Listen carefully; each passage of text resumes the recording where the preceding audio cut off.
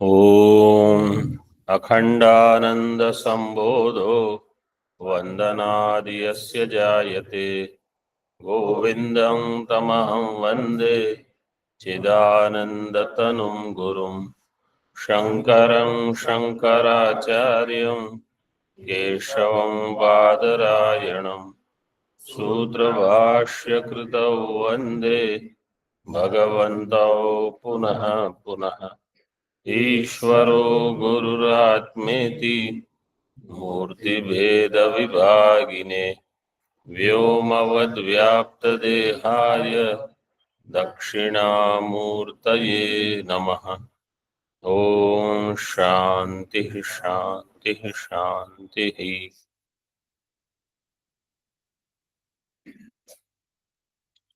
118वां श्लोक चल रहा था, इसकी टीका देखनी है।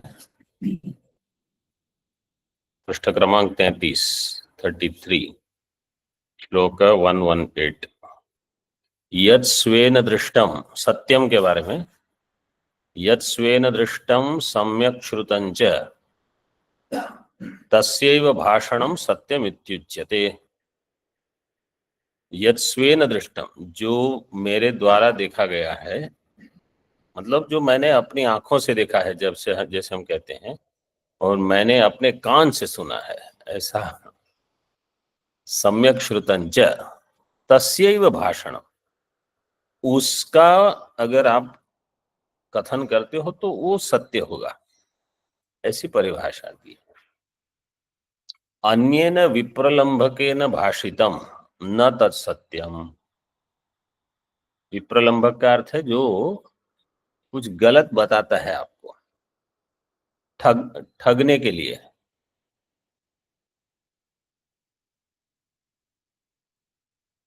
अथवा हमने कुछ देखा है, लेकिन इस पर अगर हमको पूरा प्रामाणिक विचार, मतलब प्रामाणिकता इसकी हमको ज्ञात नहीं है। समझो हमने कुछ देख लिया, लेकिन हमको लगता है कि ये हमेशा हो ऐसा आवश्यक नहीं है, तो वो कथन नहीं करना चाहिए। बजाय इसके कि एक बार कुछ देख लिया तो उसी को सत्य मानकर हमेशा उसी का कथन करते रहना, वो आवश्यक, मतलब तभी आवश्यक नहीं है जब वहां प्रमाण बुद्धि हमारी इतनी न हो, तो कहने की आवश्यकता ही नहीं, उसको छोड़ दो। क्यों बेकार में उसका भाषण करना। आप्तवाक्यस्यैव सत्यत्वात्, जो आप्तवाक्य होगा वो सत्य होगा। आप्तवाक्य का अर्थ है कि जो पुरुष किसी को ठगने की इच्छा नहीं रखता है, और जिसे कल हमने बताया सत्यम ब्रूयात, प्रियम ब्रूयात, हितम ब्रूयात, उसमें और भी एक जोड़ना है, मितम ब्रूयात। मितम का अर्थ है बिल्कुल जितना आवश्यक हो उतना ही वचन करना। तो आप्त वाक्य में सत्यम प्रियम हितम सब रहता है। वाल्मीकि रामायण में हनुमान जी के लक्षण में यह सब बताया गया है कि वो कैसे नव व्याकरण पंडित थे। वो, हम तो एक व्याकरण के ही, और उनको कहाँ क्या कहना, कितना कहना, सब उनको पता था। बड़े विद्वान थे। हाँ ऐसा है, सुना है मैंने भी। आगे जो पंक्ति है, देखो इसका अर्थ बताइए आप लोग। ब्रह्म मतलब आप्तवाक्य जो होगा वही सत्य होगा।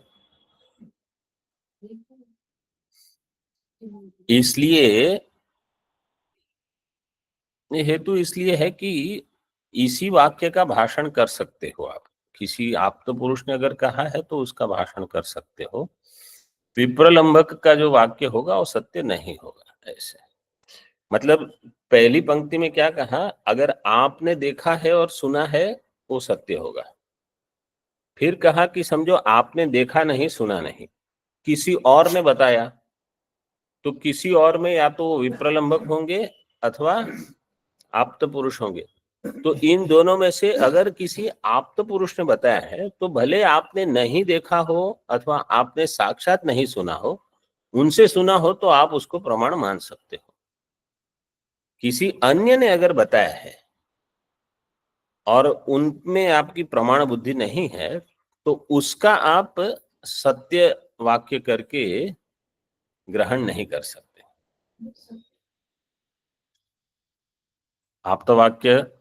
आप्तवाक्यम एवं सत्यम ऐसे कर सकते हो। आप्तवाक्यम एवं सत्यम अथवा आप्तवाक्यस्य सत्यत्वम ऐसे।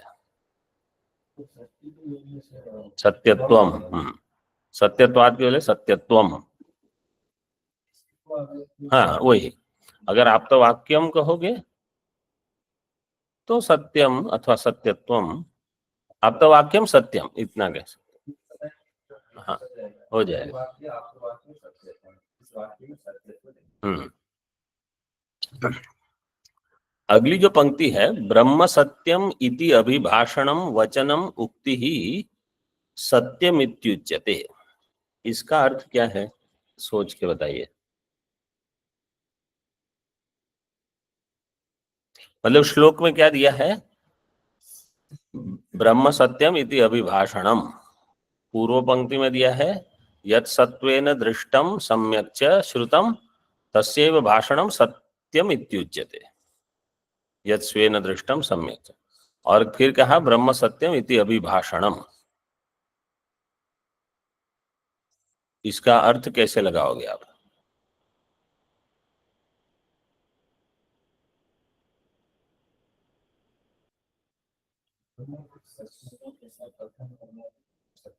हाँ ये सही, कि वास्तव में एक ही सत्य वचन है, क्या है कि ब्रह्म सत्य है। तो जैसे कोई कहेगा कि वहां हिमालय है, तो व्यावहारिक जगत में तो ये सत्य वाक्य हो गया, वहां हिमालय है अथवा ये हिमालय है जो भी, लेकिन वास्तव में ये हिमालय नहीं, ये ब्रह्म है, ये सत्य वचन हो गया।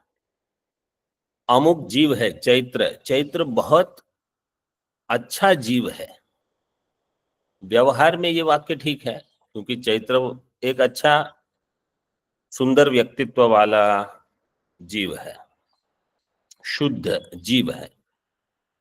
परमार्थ में वो वचन मिथ्या हो जाएगा क्योंकि वो जीव नहीं है, वो ब्रह्म है। मतलब ब्रह्म ही सत्य है, यह उक्ति ही सत्य है, ये वो पंक्ति का अर्थ है। ब्रह्म सत्यम इति अभिभाषणम सत्यम इत्युच्यते, ब्रह्म सत्य है ये ही सत्य प्रयोग है। तो कोई अगर कहेगा कि मैं केवल सत्य बोलने का आग्रह रखूंगा, इसका अर्थ क्या है कि मैं ब्रह्म को ही सत्य मानूंगा, बाकी सबको मिथ्या, ये बुद्धि बनाना, ये ही सत्य भाषण हो गया।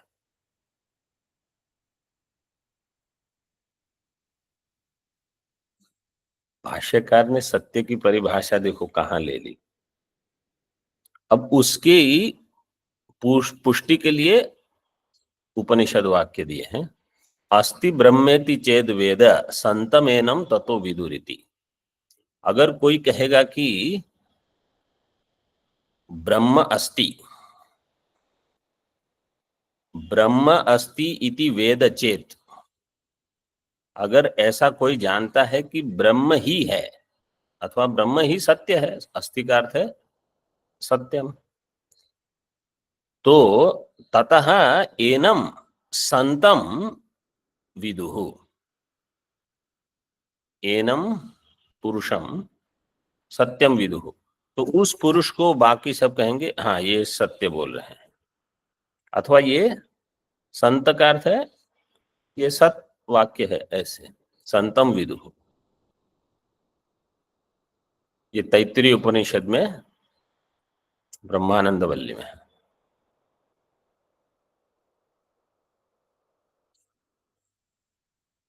और इसी को पंचदशी में एक श्लोक है, छठे अध्याय में, अस्ति ब्रह्मेति चेत वेद परोक्ष ज्ञान में तत्, अभी महाराज जी ने इसका उदाहरण दिया था थोड़े दिन पहले।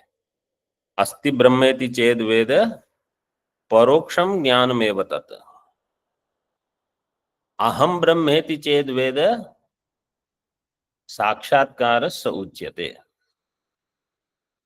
अगर ब्रह्म अस्ति आप ये समझते हो तो ये है परोक्ष ज्ञान, और ब्रह्म अस्मि अगर आपकी ये समझ बन गई तो यह है अपरोक्ष ज्ञान। ये छठे अध्याय में है, 17-18 के आसपास होगा, पंचदशी में। अथात आदेशो नेति नेति नहीं एतस्मात् इति न इति अन्यत् परम अस्ति। 16, छठे अध्याय का 16 श्लोक। अथात आदेशो नेति नेति न ही एतस्मात् इति, न इति, न इति का अर्थ है न ही एतस्मात् इति, अन्यत् परम इति, अन्यत् परम अस्ति, एतस्मात् अन्यत् परम न अस्ति।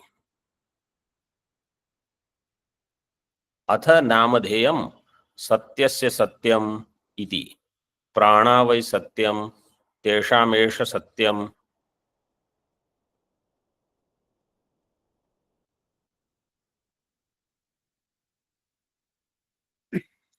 ये उदाहरण भी इसी के लिए है कि ब्रह्म क्या है, सत्यस्य सत्यम।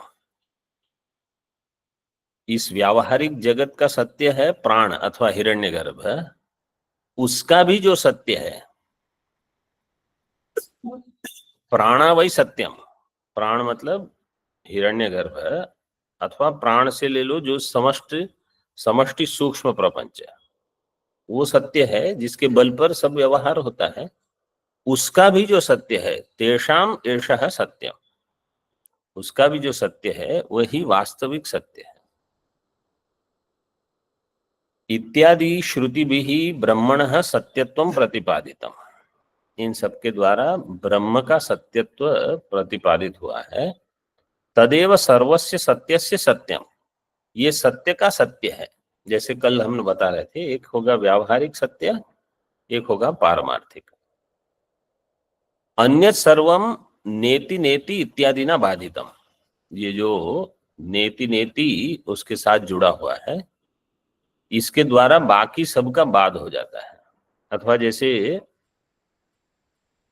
अतो अन्यदार्तम, ऐसी एक श्रुति है बृहदारण्यक। आर्तम का अर्थ है विनाशी अथवा मिथ्या, अतो अन्यदार्तम, बाकी सब मिथ्या है, बाकी सब विनाशी है, यही एक सत्य है। सत्य से सत्यम प्राणा वै सत्यम तेषाम एष सत्यम।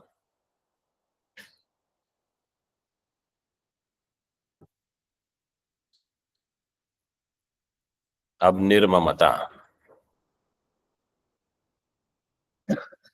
कितने गुण हो गए अभी तक?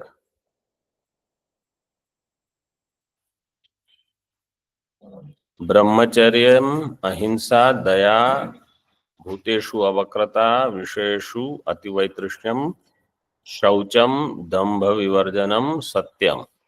8 हो गए, अभी 9वां निर्ममता।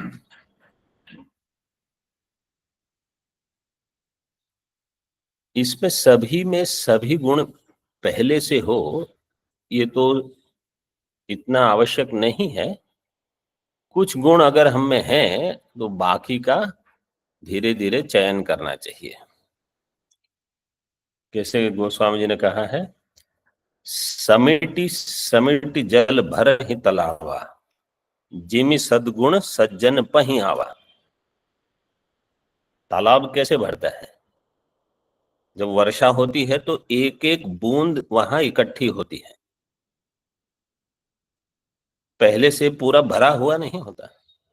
फिर एक एक बूंद इकट्ठी करते करते करते तालाब भर जाता है। समिति समिति क्या है? सिमटी सिमटी, सिमटी सिमटी जल भर ही तालाबा, जल तालाब को भर देता है। जिमि सद्गुण सज्जन पहियावा, तो सद्गुण सज्जन के पास ऐसे जाते, मतलब आपको मेहनत करनी पड़ेगी। ये एक गुण इकट्ठा करना है, प्रयास करो। एक गुण वो धीरे धीरे होते हैं सब। और हम जब वेदांत पढ़ते हैं तो ब्रह्म तो सभी लोग हैं। लोग ये देखते हैं कि इनमें सद्गुण कितने हैं, ये बोलते कैसे हैं, व्यवहार कैसे करते हैं, अन्य के साथ प्रेम भाव से रहते हैं कि नहीं, लोग यही देखेंगे। आप कहोगे मैं ब्रह्म हूं, तो बोले हम भी तो ब्रह्म ही हैं, उसमें क्या बड़ी बात है। ब्रह्म तो सभी हैं। एक महात्मा कहते थे, परमात्मा तो आप हो ही, महात्मा बन जाओ। परमात्मा तो है ही हम, महात्मा बनने में प्रयास लगता है। देहादिषु स्वकीयत्व, वो देहादिषु दी ह्रस्व है, देहादिषु स्वकीयत्व दृढ़ बुद्धि विसर्जनम निर्ममत्वं स्मृतं येन कैवल्यं लभते बुधः।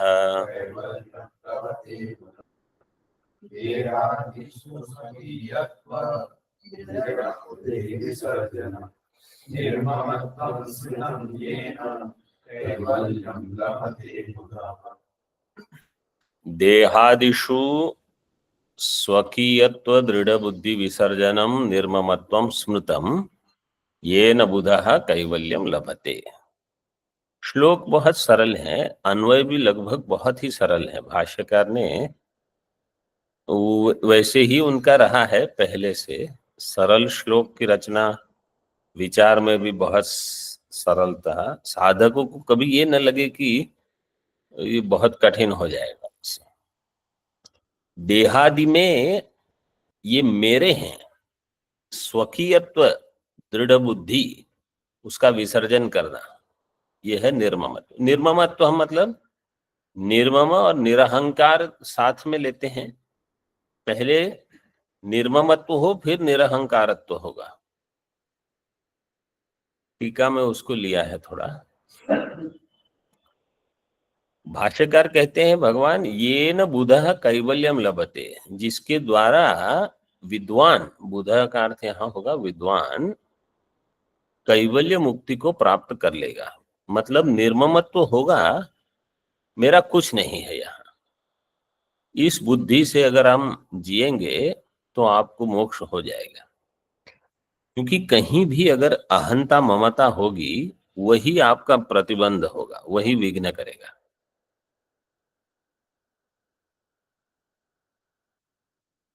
देहादिषु स्वकीयत्व में वही च्वौच सूत्र से च्वी प्रत्यय, क्यों स्वकीय में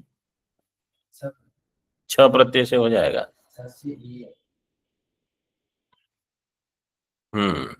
छ प्रत्यय से हो जाएगा। सूत्र क्या है? आयनीय। बोलिए आप।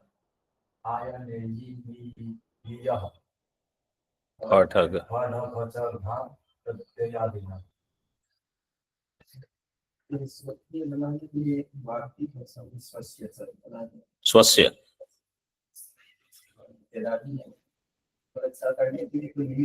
हाँ, कुछ नहीं, उसी सूत्र में दी है।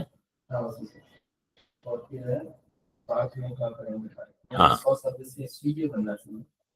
स्वार्थ में कर करके।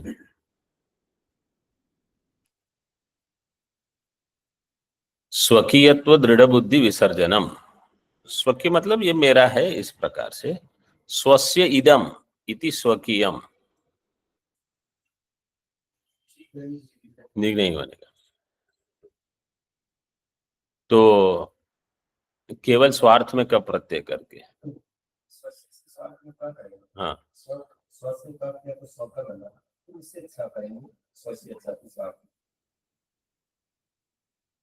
तो विग्रह कैसे करेंगे समास के लिए?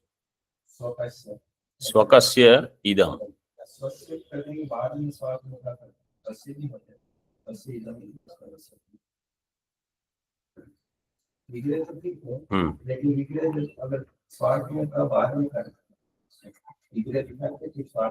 क करके स्वस्य इदम इति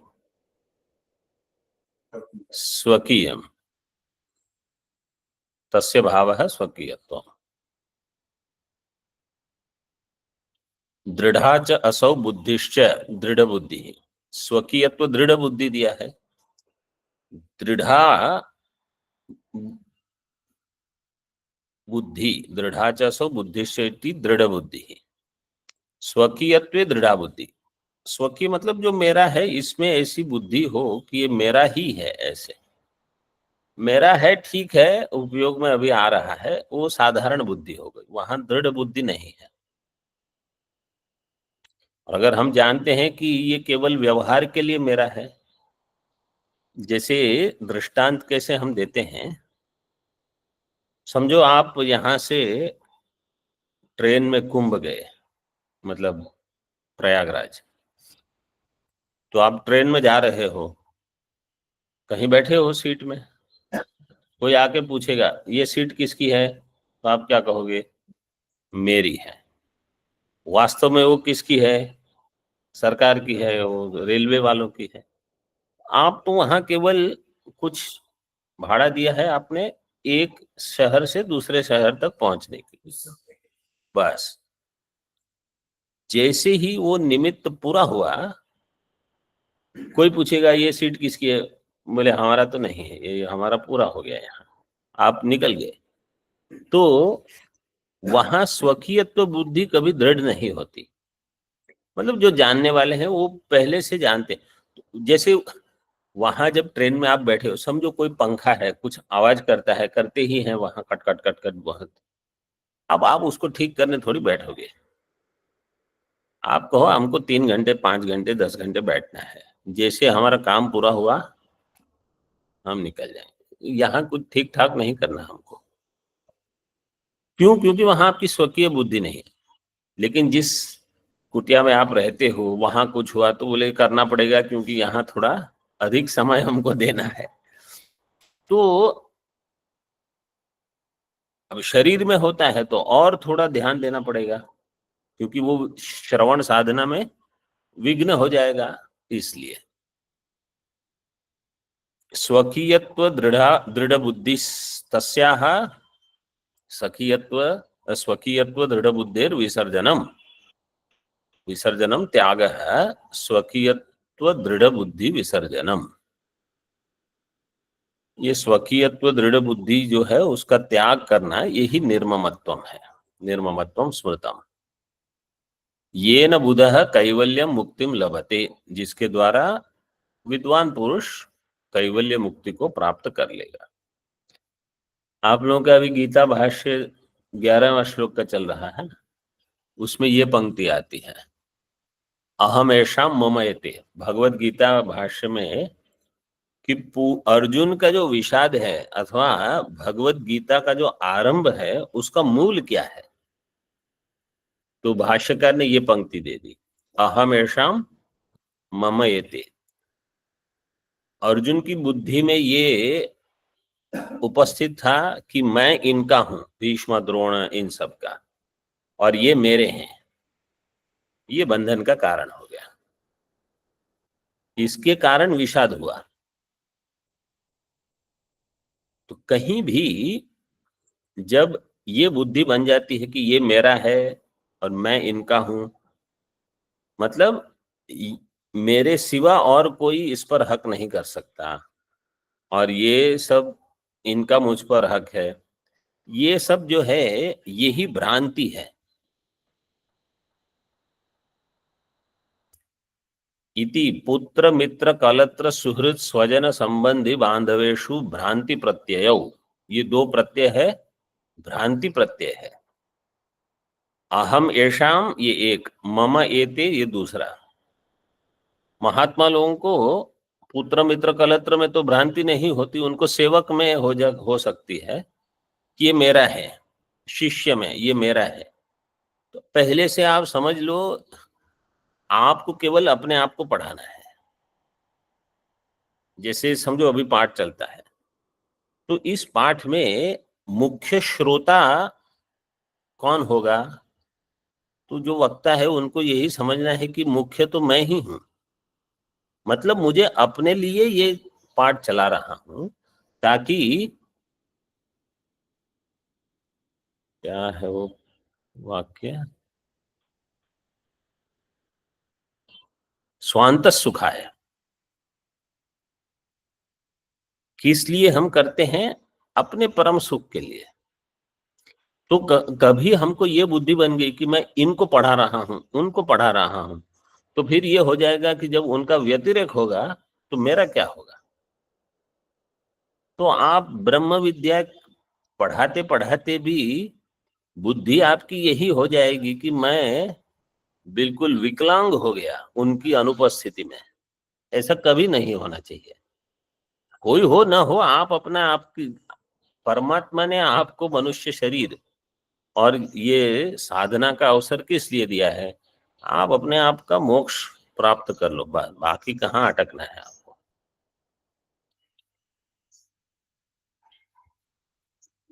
यही पूरी गीता समझाने का प्रयोजन है कि भाई इसको ध्यान में रखो। भ्रांति प्रत्यय, प्रत्यय दो प्रत्यय कौन से? अहम मम, ये अथवा अहम ऐसा मम एते इति प्रत्यय, भ्रांति प्रत्यय बंधन कारिण, ये ही बंधन के कारण है। तद्वत देहादिषु अपि पंचकोशेषु तौ प्रत्ययो बंधकारिणौ इति।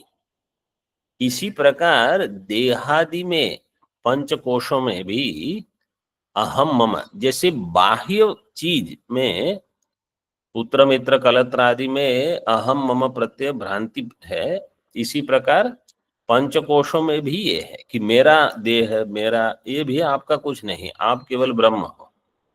तो ये निर्ममत्व अथवा निरहंकारत्व और निर्ममत्व, ये सब इसी के दृष्टिकोण से बताए जाते हैं।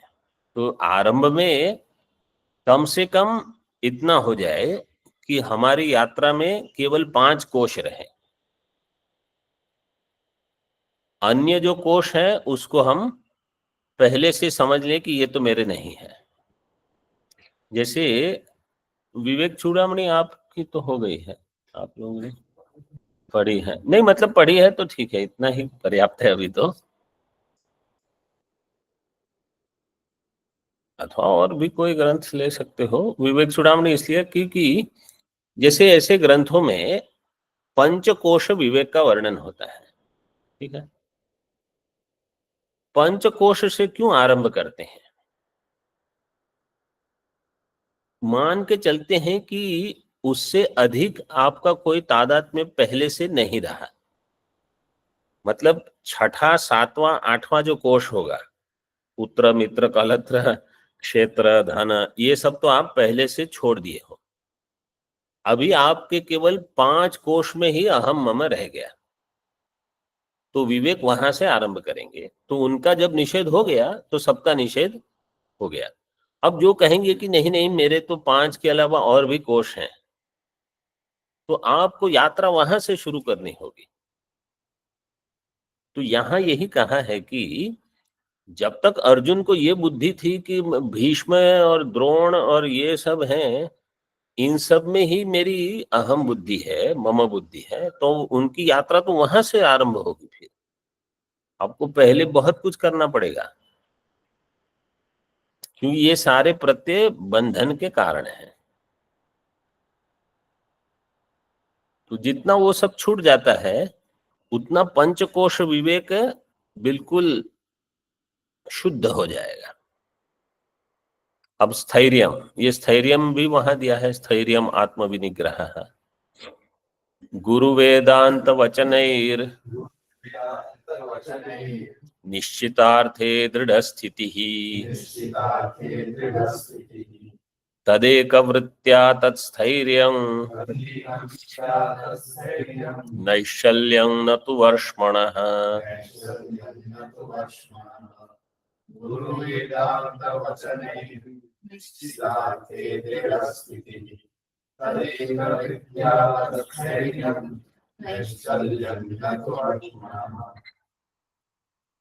गुरु वेदांत वचनैः निश्चितार्थे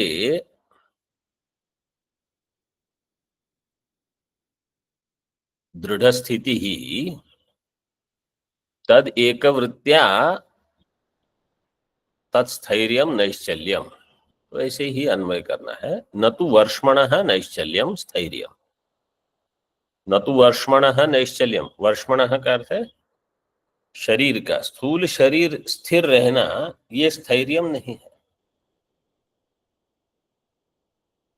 मतलब ये एक स्तर का स्थैर्यम हो सकता है, जैसे पाठ चलता हो तो आप स्थिर बैठे हो, वो आवश्यक है।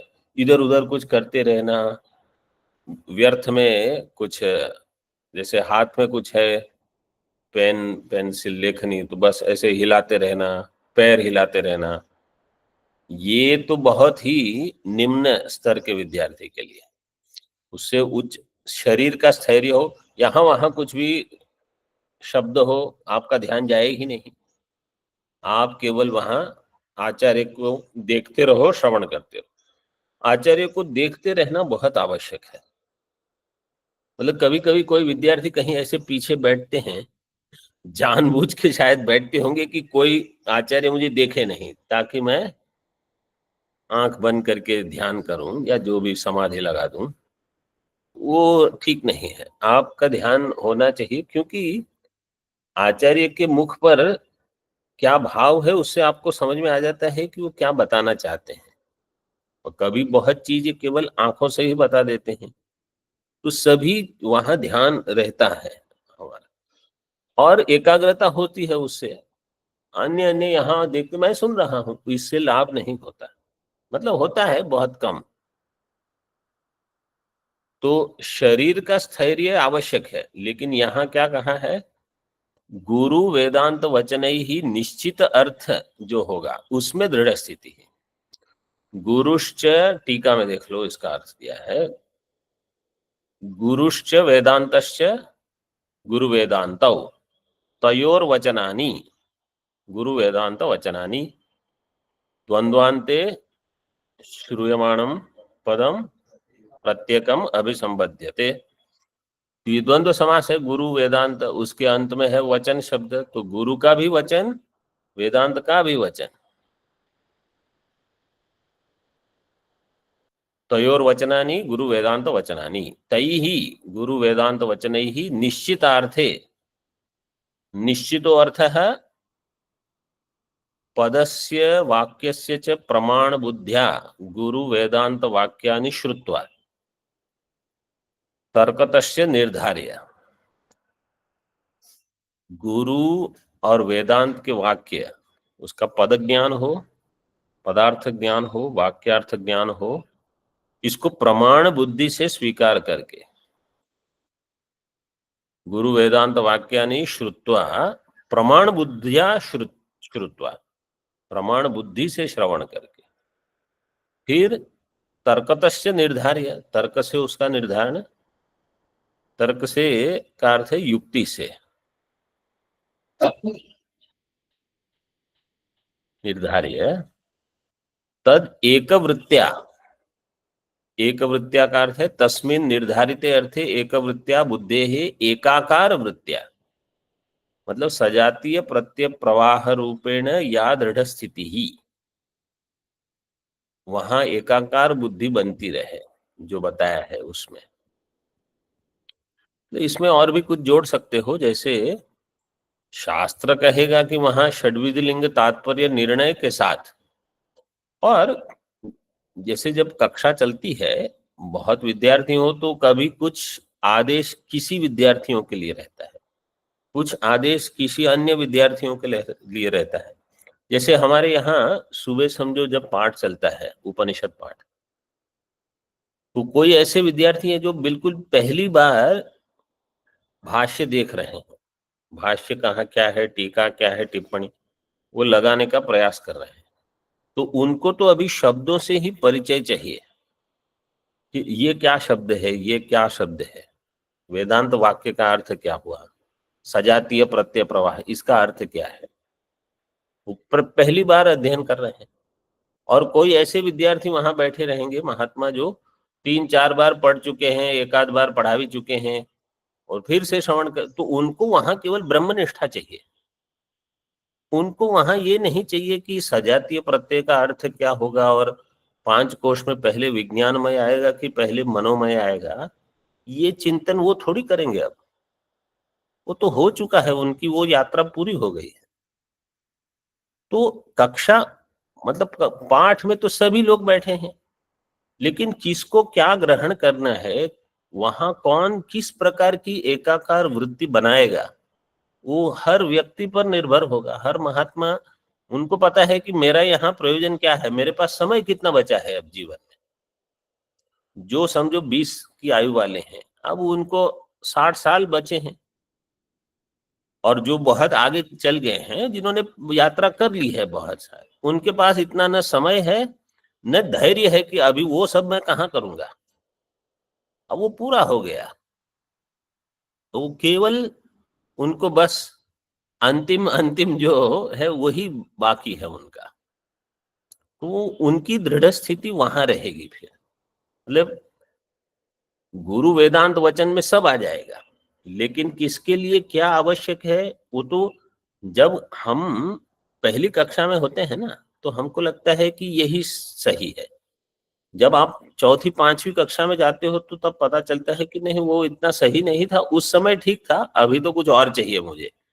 अब इस समय मुझे वो भोजन दोगे तो मुझे तृप्ति नहीं होगी। और जब 10वीं 12वीं कक्षा में आप पहुंच जाते हो, तब आपको कहा जाएगा कि प्रथम कक्षा वालों के साथ बैठो और वो ही भोजन करो, तो आप कहोगे कि इससे मेरा कहाँ कुछ होगा, हमको उत्कृष्ट भोजन चाहिए अभी। तो ये एक साधक की वास्तविकता है।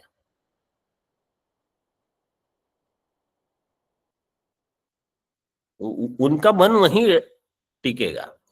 आरंभ वाले वही देखेंगे जो वो देख सकते हैं, और प्रौढ़ विद्यार्थी वो ही देखेंगे जो उनकी बुद्धि में तुरंत प्रकट होगा। तो ये जो निश्चित अर्थ है गुरु वेदांत वचन का, उसमें दृढ़ स्थिति सबकी अलग अलग हो सकती है। मेरा कहने का प्रयोजन ये है, यहाँ केवल आपको अंतिम वाला लेना है। जो आरंभ वाला है वो तो अभी आरंभ के साधक के लिए है, सबके लिए नहीं होता वो। वहां सजातीय प्रत्यय प्रवाह रूपेण या दृढ़ स्थिति ही दृढ़ निष्ठा तत्स्थैर्य न तो वर्ष्मण स्थूल देह से नैश्चल्य।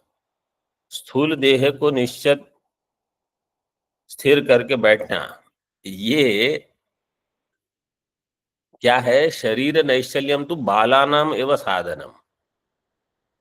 वो तो मतलब आरंभ के विद्यार्थी के लिए है कि आप स्थिर बैठो, यही आप पर्याप्त है, आगे वो अपने आप हो जाएगा। इदम तु मनसः स्थैर्यम समाधि षट संपत्तिषु गदितम इति भाव। यहां तो मन की स्थिरता है। इसमें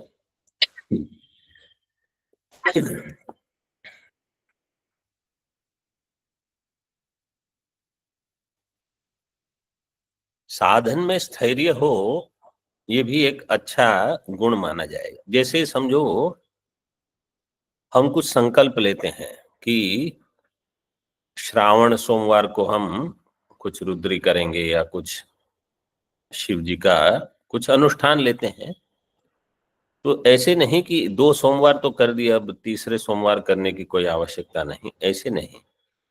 जो भी नियम हम लेते हैं उसका पूरा पूरा अंत तक पालन हो। इससे क्या हो जाएगा, एक बल बन जाएगा हमें। भले उसका बाह्य प्रयोजन सिद्ध हो चुका हो, फिर भी हमको करना है। नहीं तो क्या होगा, हम अंदर से कमजोर हो जाते हैं, दुर्बल। तो कुछ हमने लिया, आधा पूरा किया, फिर बोले इसको छोड़ो, फिर थोड़े समय बाद कुछ नया शुरू करेंगे, आधा करेंगे, फिर इसको छोड़ो, इसमें कुछ अन्य साधना बहुत महत्वपूर्ण है तो थोड़ी करेंगे, ऐसे नहीं करना। फिर लोगों को भी पता चल जाएगा कि ये कुछ शुरू करेंगे, आप देखो 3-4 दिन, उसके बाद ये आगे नहीं बढ़ने वाला। क्यों? क्योंकि आपका व्यक्तित्व ही ऐसा हो गया है कि ये जो भी लेते हैं आधे में छोड़ देते हैं। ऐसा बिल्कुल ना हो। आरंभ किया है तो जब तक शरीर है उसको पूरा करके ही रहेंगे, कोई चीज बीच में छूटेगी नहीं। ऐसा अगर आपका व्यक्तित्व हो गया, आपका मन चाहे मर्जी हो ना हो, हम इसको पूरा कर देंगे, चाहे बाह्य कोई प्रयोजन इससे सिद्ध हो ना हो, हम इसको पूरा करेंगे। क्यों? क्योंकि हमने ये संकल्प लिया है, बस ये है स्थैर्य। तो इस प्रकार से जब हम स्थिर रहेंगे, जो भी हम संकल्प लेंगे उसमें, आप जैसे भगवान रामचंद्र जी के लिए कहा जाता था, इन्होंने अगर संकल्प लिया है, आप इसको पूरा समझो, ये सत्य संकल्प, ये गुण है। इन्होंने अगर ले लिया कोई भी संकल्प, ये पूरा होके रहेगा, ये छूटेगा नहीं बीच में। तो इसलिए जैसे अभी हम विजयादशमी मनाते हैं, विजयादशमी के दिन राम रावण का युद्ध पूरा नहीं हुआ था। विजयादशमी के दिन राम रावण का युद्ध आरंभ हुआ था, ऐसा हमने सुना है। क्योंकि 9 दिन तो भगवान ने दुर्गा सप्तशती की थी। वो जो नवरात्रि के 9 दिन है, भगवान खुद ही अनुष्ठान करते थे वहां, ऐसा लिखा है, हमने सुना है। लेकिन फिर वो 10वें दिन कैसे आपने बता दिया कि रावण का वध हो गया? बोले भगवान ने आरंभ किया है तो आप समझ लो ये हो ही गया है। तो हमारी एक ऐसी मतलब प्रतिष्ठा हो जाए कि इन्होंने लिया है तो ये कर लेंगे। देहम व पातयामी, कार्यम व साधयामी। देह पतन हो जाए लेकिन कार्य की सिद्धि हम कर देंगे, इतना दृढ़ नहीं, ये है स्थैर्य। आपने कभी देखा होगा, यहाँ भी शायद होता है, साल में का वो दौड़ते हैं 30 किलोमीटर 40 किलोमीटर मैराथन दौड़ते हैं, उसमें बहुत सारे लोग दौड़ते हैं। अब सबको पता है कि वो पहले तो आने वाले हैं नहीं, तो कोई तो कहेगा फिर दौड़ के लाभ ही क्या है? ऐसा नहीं होता। तो समझो आपने आरंभ किया, आप आधे से अधिक तक पहुंचे, तब तक कोई पहले पहुंच गया, तो आप क्या करोगे? अभी चलो यहीं से घर चले जाए, हमारा घर इधर बीच में ही आ रहा है। ऐसे नहीं, आपको वहां तक जाना है। बोले प्रयोजन तो पूरा हो गया, कोई 1 2 3 तो पहले ही स्थित हो गए हैं, अभी आप वहां तक जाके करोगे क्या? आपने आरंभ किया है ना, अब आपको वहां तक जाना होगा, चाहे प्रयोजन हो ना हो। अभी आरंभ किया है तो अंत तक जाना है। तो इससे क्या होगा, आप में एक बल बन जाएगा, आप कहीं बीच में छोड़ोगे नहीं चीजों को। बहुत सारे साधक इतनी साधना उठाते हैं छोड़ देते हैं, क्या उठाते हैं छोड़ देते हैं, ऐसे नहीं करना चाहिए। कम लो, लेकिन जो भी लो उसको पूरा करो, बस बीच में कहीं छोड़ना नहीं।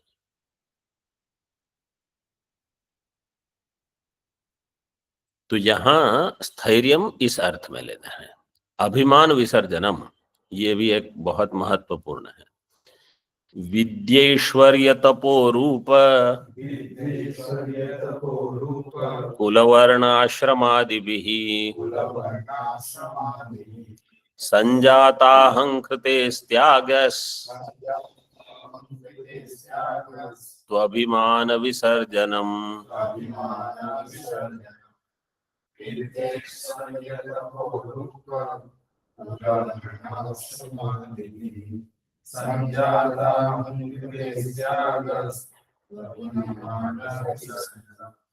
विद्या ऐश्वर्य तपो रूप कुल वर्ण आश्रमादिभिः संजाता अहंकृतिः तस्य अहंकृतेः त्यागः तु अभिमान विसर्जनम। पहले कहा ममत्व विसर्जनम, हाँ, स्वकीयत्व दृढ़ बुद्धि विसर्जनम, यहाँ कह दिया अभिमान विसर्जनम। क्या है? दोनों में त्याग है। विद्या ऐश्वर्य तप रूप इन सब का अभिमान हो जाता है। संजात अहंकृति, मेरी विद्या, विद्या से यहाँ अपरा विद्या लेना है। ब्रह्म विद्या का अभिमान तो होना नहीं चाहिए, होगा तो होता भी नहीं है। ब्रह्म विद्या का अभिमान हो तो आपको ब्रह्म विद्या, आपने परा विद्या को भी अपरा विद्या बना दी। परापरा ये मुंडक में जैसे विभाग किया है उसको ध्यान में रखें। ऐश्वर्य का अभिमान, तप का अभिमान, तप का अभिमान होता है कहीं पुराणों में जो कथा आती है ना, वो सब इसी को बताने के लिए कि भाई आप इसमें मत पड़ना। विद्या ऐश्वर्य तप रूप, रूप का अर्थ है सौंदर्यम, सुंदरता। कोई तपस्वी है और सौंदर्य सिद्धि के रूप में प्राप्त हो जाता है, उसका अभिमान नहीं करना। कुल वर्ण आश्रम, हमारा कुल कितना पवित्र है, हमारे बड़े दादा ऐसे थे और परदादा ऐसे थे और दादा ऐसे थे, ये सब कोई अभिमान करने की आवश्यकता नहीं। आप कैसे हो वो क्या है, ब्रह्म बंधु इव, नहीं तो आसपास वाली सब ब्राह्मण होंगे, आप तो कोई ब्राह्मण संस्कार है नहीं, इसलिए आप केवल ब्रह्म बंधु रहोगे। और वर्ण आश्रम का भी अभिमान कि पवित्रता के लिए थोड़ा ठीक है, लेकिन अन्य कोई अभिमान की आवश्यकता नहीं। संजाता अहंकृति कि मैं ऐसा हूं, उसका त्याग, त्यागस्तु अभिमान विसर्जनम, यही अभिमान का त्याग है। टीका में प्रथम पंक्ति में थोड़ी अशुद्धि है, देखो, विद्या च ऐश्वर्यंच तपश्च रूपंच, फिर कुलंच में कुछ बीच में अंग्रेजी अल्फाबेट्स ईटी को हटा दीजिए बस, इति। ठीक है। ओम पूर्णमदः पूर्णमिदं पूर्णात् पूर्णमुदच्यते पूर्णस्य पूर्णमादाय पूर्णमेवावशिष्यते। ओम शांति शांति शांति। शंकरं शंकराचार्यं केशवं बादरायणं सूत्रभाष्यकृतौ वन्दे भगवन्तौ पुनः पुनः। ईश्वरो गुरुरात्मेति मूर्तिभेदविभागिने व्योमवद्व्याप्तदेहाय दक्षिणामूर्तये नमः। ओम शांति शांति शांति।